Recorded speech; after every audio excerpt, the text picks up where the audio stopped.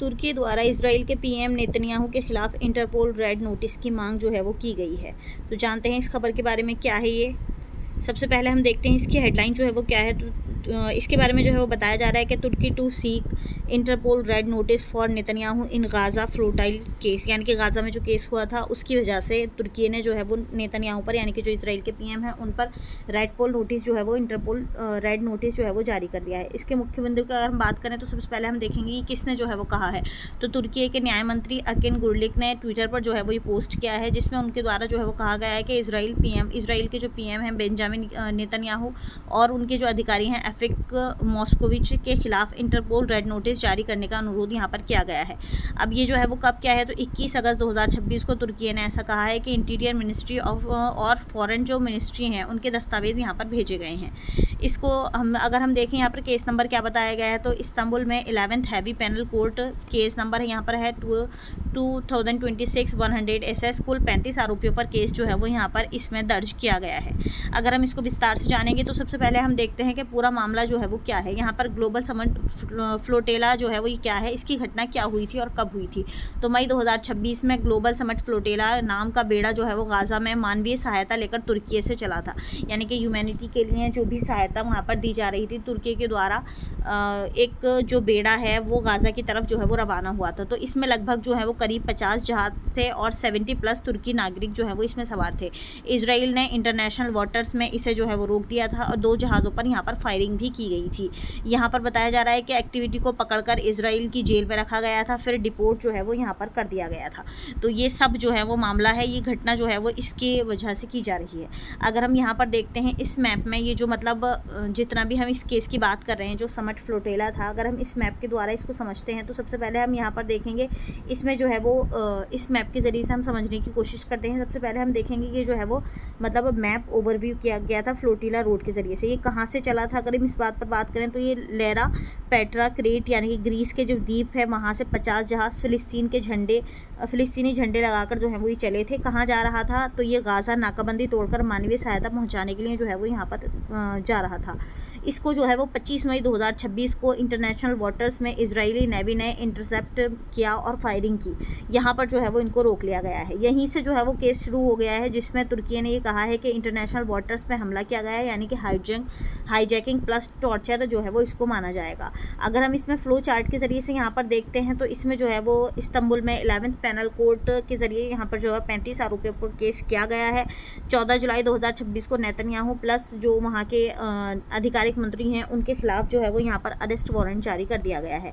Justice minister ने यहाँ पर जो है वो रिक्वेस्ट की है। इसके अलावा ये जो इंटरपोल है HQ लियोन अब समीक्षा जो है वो करेगा कि रेड नोटिस कहाँ पर जो है वो जारी किया जा रहा है। तो ये पूरा जो है वो इसके ज़रिए से मैप है, यानी कि यहाँ से जो है वो शुरू होकर कहाँ पर इसको रोक लिया गया है। इसके बाद अगर हम यहाँ पर इसकी खबर और देखते हैं तो यहाँ पर आरोप जो है वो क्या लगे हैं, अब सवाल जो है वो ये उठ रहा है। अगर हम इन आरोपों की बात करते हैं यहाँ पर, तो तुर्की की अदालत ने 14 जुलाई 2026 को वारंट जारी किया है, जिसमें धाराएं लगाई गई हैं। सबसे पहली धारा है जेनोसाइड यानी कि नरसंहार की। अगर हम इसमें देखते हैं इसके अलावा क्राइम अगेंस्ट ह्यूमैनिटी पर की जो धारा है वो भी लगाई गई, यानी मानवता के खिलाफ अपराध की धारा यहाँ पर जो है वो लगाई गई है। इसके अलावा टॉर्चर और जो अग्रावेटेड और जो डिप्रीवेशन ऑफ लिबर्टी है इसकी धारा भी जो है वो यहाँ पर लगाई गई है। इसके अलावा यहाँ पर इंटरनेशनल इंजरी प्रॉपर्टी डैमेज का भी जो है वो केस यहाँ पर लगाया गया है। और इसके अलावा यहाँ पर रोबरी और हाईजैकिंग ऑफ ट्रांसपोर्टेशन के लिए भी जो है वो आवाज़ उठाई जा रही है। तो ये जो है वो कुछ धाराएं हैं जो तुर्की के द्वारा यहाँ पर लगाई गई हैं और इन्हीं सबको लेकर जो है वो वारंट भी जारी किया गया है। इसके अलावा अगर हम यहाँ पर देखते हैं तो इंटरपोल रेड नोटिस क्या है, इसको अगर हम UPSC के पर्सपेक्टिव से, प्रीलिम्स के पॉइंट ऑफ व्यू से अगर हम यहाँ पर देखते हैं तो इसकी परिभाषा रेड नोटिस है मतलब दुनिया भर की पुलिस से अनुरोध है कि व्यक्ति को ढूंढो और प्रत्यार्पण तक जो है अस्थायी गिरफ्तारी यहाँ पर करो। ये अरेस्ट वारंट नहीं है, सिर्फ इंटरनेशनल वांटेड नोटिस के तौर पर जो है वो ये दिया जाता है। इसके अलावा इंटरपोल सदस्य जो होते हैं वो देशों से अनुरोध की समीक्षा के बाद ही नोटिस जो है वो जारी कर सकते हैं, यानी कि जो देश इसके अंतर्गत आते हैं उन देशों से समीक्षा हासिल करने के बाद ही जो है वो ये इंटरपोल रेड नोटिस जारी किया जा सकता है। इसके अलावा अगर हम यहाँ पर देखते हैं तो ये जो है वो इसकी परिभाषा हो गई। इसकी प्रक्रिया की अगर हम बात करें कि इसमें जो है वो काम किस तरीके से होता है, तो यहाँ पर तुर्की जस्टिस जो मिनिस्ट्री हैं और मतलब जो इंटीरियर मिनिस्ट्री है, इसके अलावा जो इंटरपोल HQ हैं यानी कि लियोन और फ्रांस को रिक्वेस्ट यहाँ पर भेजी गई है। इसके अलावा अगर हम इसमें बात करें तो यहाँ पर जो फॉरेन मिनिस्ट्री होती है उसके दस्तावेज भी यहाँ पर साथ में भेजे जाते हैं। तो यहाँ पर भी इस केस में भी जो है वो फॉरेन मिनिस्ट्री के जो दस्तावेज हैं वो भी इसके साथ में भेजे गए हैं। अब सवाल ये है कि क्या इंटरपोल इसको जारी करेगा। तो यहाँ पर जो है वो इसकी जो डिटेल बताई जा रही हैं उसके ज़रिए से बताया गया है कि जो है वो मुश्किल है, लेकिन इंटरपोल राजनीतिक मामलों में रेड नोटिस नहीं देता है, ये आर्टिकल 3 के अंतर्गत जो है वो बताया गया है। इसके अलावा इसराइल जो है वो नाटो नहीं पर पश्चिमी देश का सहयोगी है, तुर्की नाटो का सदस्य है। तो इन सब में जो है वो अभी यहाँ पर ये सवाल बना हुआ है कि क्या इंटरपोल जो है वो यहाँ पर जारी किया जाएगा या फिर नहीं।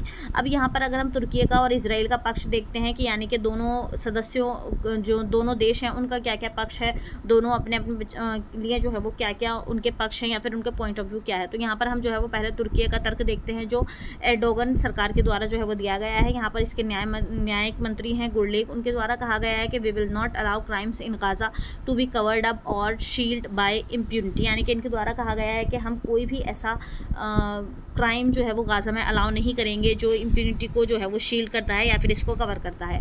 तुर्की ने पहले भी गाजा पर नेतन्याहू के खिलाफ घरेलू वारंट जारी कर चुका है। इसके अलावा नवंबर 2025 में 37 लोगों पर जो है वो यहाँ पर मुकदमा भी दायर किया गया था। इसके अलावा अगर हम यहाँ पर देखें तो तुर्की के द्वारा जो है वो कहा गया है कि इसराइल ने human rights plus international law का उल्लंघन यहाँ पर किया है, और जो एर्डोगन ने नेतन्याहू की तुलना हिटलर से भी यहाँ पर जो है वो की है, यानी कि इसमें जो है वो तुर्की वर्सेस इसराइल बिग एस्केलेशन जो है वो यहाँ पर बना हुआ है।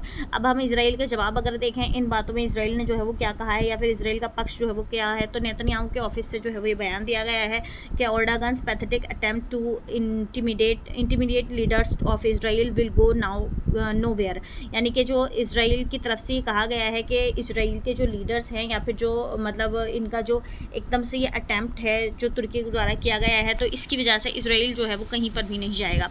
इसके अलावा अगर हम यहाँ पर देखते हैं तो इसराइल ब्रांड्स मूव पैथेटिक, और इसराइल का कहना है कि फ्लोटेला ने नवाल ब्लॉकेट को जो है वो तोड़ा था, इसलिए उनको जो है वो रोका गया है, यानी इसीलिए वो जहाज़ जो है वो जो ब्लॉकेट किया गया था उस रास्ते को जो है वो तोड़ रहे थे, इसलिए यहाँ पर जो है वो फायरिंग की गई थी और इसी वजह से उनको जो है वो रोका गया है। अब यहाँ पर दोनों देश जो हैं वो अपने अपने पक्ष में ये बात कर रहे हैं। इसके अलावा अगर हम यहाँ पर देखते हैं तो यूपीएससी के पर्सपेक्टिव से ये GS2 से भी जो है वो रिलेट करेगा, जिसमें सबसे पहले हम देखेंगे यूनिवर्सल जो ज्यूरिडिक्शन है वो क्या है। तो अगर हम इसके बारे में बात करें तो तुर्की जो है वो अपने देश में किसी दूसरे देश के नेता पर जेनोसाइड का केस जो है वो चला रहा है, ये इसके बारे में जो है वो बताता है, यानी कि जो ज्यूरिडिक्शन होती है इसके बारे में बताया गया है कि जो यूनिवर्सल तौर पर होती है। अगर हम इसको जाने तो जैसे तुर्की अपने देश में किसी दूसरे देश के नेता पर जेनोसाइड का केस चला रहा है, इसको जो है वो इस तरीके से यहाँ पर जान सकते हैं। जो इसका सिद्धांत है अगर इसकी बात करें तो गंभीर अपराधों पर कोई भी देश केस जो है वो यहाँ पर चला सकता है, यानी अगर इसमें किसी और देश में रहकर किसी भी देश के नेता पर अगर जेनोसाइड का मुकदमा चलाना है तो यहाँ पर शर्त ये है कि जो भी है वो गंभीर अपराधों का मामला जो है वो होना चाहिए। इसके अलावा अगर हम देखें तो पहले से जो है वो क्या चल रहा है, तो ICC यानी कि इंटरनेशनल क्राइम कोर्ट ने भी नेतन्याहू के खिलाफ वॉर क्राइम्स का वारंट यहाँ पर जारी किया था, 2024 से जो है वो ये जारी किया गया है। इसके अलावा अगर हम यहाँ पर देखेंगे इसी के अंतर्गत जो पहले से हो रहा था, तो यहाँ पर ICJ यानी कि साउथ अफ्रीका ने इसराइल पर जो है वो ICJ में जेनोसाइड का केस यहाँ पर किया है। इसके अलावा फ्रांस, इटली और ऑस्ट्रेलिया ने भी फ्लोटेलिया मामले में जुडिशियल प्रोसीजिंग की शुरू जो है वो यहाँ पर कर दी गई है। इसके अलावा अगर हम इंटरनेशनल वाटर्स का मुद्दा देखते हैं यहाँ पर, तो फ्लोटेलिया को जो है वो इंटरनेशनल वाटर्स में रोका गया था। इसके अलावा जो UN क्लॉज के अनुसार ये गैरकानूनी भी जो है वो माना जा सकता है। 2010 में भी मावी मारमारा फ्लोटेलिया पर इसराइल ने हमला किया था जिसमें 10 तुर्की लोग जो है वो मारे गए थे। तो ये सब जो है वो कुछ अंतर्राष्ट्रीय कानून है, इसके अंतर्गत जो है वो यहाँ पर अलग अलग मामलों पर केस जो है वो चलाए जा रहे हैं। अगर हम UPSC पर्सपेक्टिव से इसको देखते हैं इंटरनेशनल रिलेशन के तौर पर, तो ये जो है वो भारत और दुनिया पर इसका क्या असर पड़ने वाला है और भारत के लिए जो है वो इन दोनों देशों के क्या मायने हैं। अगर हम तुर्की के रवैये की बात करते हैं यहाँ पर, तो तुर्की जो है वो लगातार भारत विरोधी है। कश्मीर पर पाकिस्तान का साथ जो है वो तुर्की के द्वारा दिया जाता है, यानी कि कश्मीर मामले में पाकिस्तान के साइड जो है वो तुर्की हमेशा रहता है। इसके अलावा अब इसराइल के खिलाफ भी कठोर है, तो मतलब भारत और तुर्की के संबंध पहले से ही ख़राब यहाँ पर हैं। इसके अलावा अगर हम इन केस में देखते हैं तो अगर भारत की जो पॉलिसी है वो खुद से जो है वो डायरेक्ट किसी एक साइड नहीं होता है, तो यहाँ पर अगर भारत के द्वारा इसराइल के पक्ष में कोई बयान दिया जाता है तो ये संबंध और भी ज़्यादा पहले से भी ज़्यादा ख़राब होने की संभावना जो है वो बताई जा रही है। इसके अलावा अगर हम यहाँ पर देखते हैं तो वेस्ट एशिया पॉलिसी भी हमें यहाँ पर देखने को मिल रही है, यानी कि भारत को बैलेंस यहाँ पर करना होगा। इसके अलावा इसराइल जो है वो हमारा रक्षा साझेदार है। पैलेस्टाइन पर हम 2 स्टेट सॉल्यूशन का समर्थन जो है वो करते हैं, यानी कि भारत के द्वारा पैलेस्टाइन मामले में जो है वो 2 स्टेट सॉल्यूशन का समर्थन यहाँ पर किया जाता है। इसके अलावा अगर हम यहाँ पर देखें तो इंटरपोल में क्या भारत शामिल है या नहीं। तो भारत भी कई बार रेड नोटिस का उपयोग जो है वो कर चुका है। विजय माल्या केस में, नीरव मोदी केस में इंटरपोल की विश्वसनीयता पर जो है वो ये सवाल बना हुआ है। अब इसको लेकर जो है वो मेंस में क्वेश्चंस भी बन सकते हैं, जिसके वजह से अगर हम यहाँ पर देखें तो इंटरपोल रेड नोटिस क्या है, इसको लेकर जो है वो यहाँ पर क्वेश्चंस इस टाइप से आ सकते हैं। इसके अलावा अगर हम यहाँ पर देखते हैं तो कुछ पॉइंट्स हैं रिवीजन के लिए, जिसमें अगर हम यहाँ पर देखें तो इसको हम रिवाइज कर सकते हैं कि यानी कि ये मामला जो है वो क्या है। तो तुर्की ने नेतन्याहू के खिलाफ इंटरपोल रेड नोटिस की मांग की है गाजा फ्लोटिलिया के मामले में। कब और कहाँ ये जो है वो किया गया है, तो मई 2026 में इंटरनेशनल वाटर्स में फ्लोटिलिया को रोका गया था। 14 जुलाई को वारंट यहाँ पर किया गया है। इसके अलावा 21 अगस्त को रेड नोटिस की मांग यहाँ पर की गई है। अब ये सवाल है कि ये आरोप जो है वो क्या है, किस आरोप में ये सब किया जा रहा है। तो genocide, crimes against humanity, torture, hijacking और 35 आरोपी पर जो है वो यहाँ पर केस लगाया गया है। अब रेड नोटिस क्या है, तो इंटरपोल का वांटेड नोटिस है, अरेस्ट वारंट नहीं है, बल्कि राजनीतिक मामले में जारी होना यहाँ पर मुश्किल बताया जा रहा है। भू राजनीति की अगर हम यहाँ पर बात करते हैं तो तुर्की जो है वो नाटो में होकर भी इसराइल के खिलाफ सबसे मुखर है। इस्लामिक ब्लॉक इसको बताया जा रहा है, यानी कि सऊदी, तुर्की और पाकिस्तान जो है वो बना रहा है।